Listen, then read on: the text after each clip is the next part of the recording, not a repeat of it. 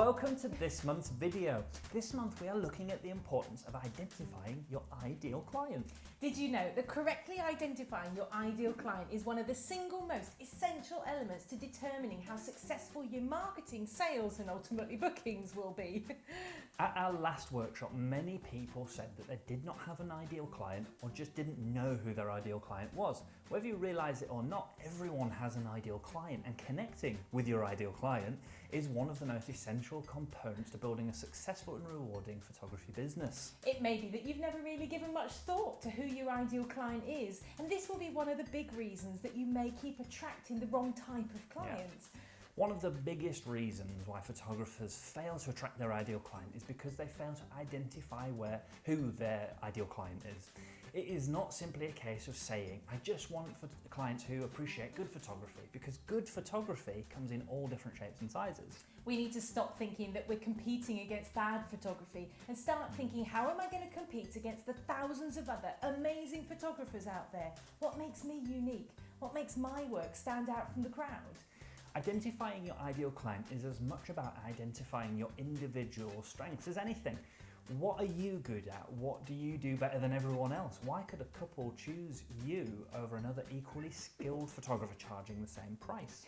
If you don't know, that's okay. The worksheet this month is going to start that process of identifying your unique strengths so that you can have a much clearer idea of the direction you want to take your business in.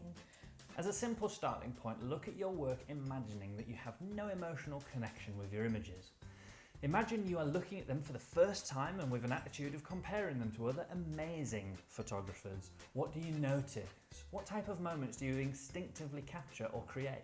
What moods, emotions, colours, lighting do you gravitate towards? What do your images say about you as a person? Don't worry, it's very hard to be this objective and kind of dissect your own work like this, but it's absolutely essential to start identifying your unique strengths as a photographer, as these will become your unique selling points. It is also about identifying what excites you, what inspires you as a photographer, and what will make you jump out of bed in 10 years saying, yes, I still want to photograph today's event. It's where what inspires you and your natural skills merge that's the sweet spot for your business. This becomes your unique client base, your personal target market. Once you start to form a mental picture of who your ideal client is, then you can start to get into their head. What kind of life do they lead? What magazines do they read? What music do they like? Where do they shop? What makes them laugh? What times are they on social media? Once we understand their movements, thought processes and motivations more, then we can start to be creative about the way that they'll hear about us.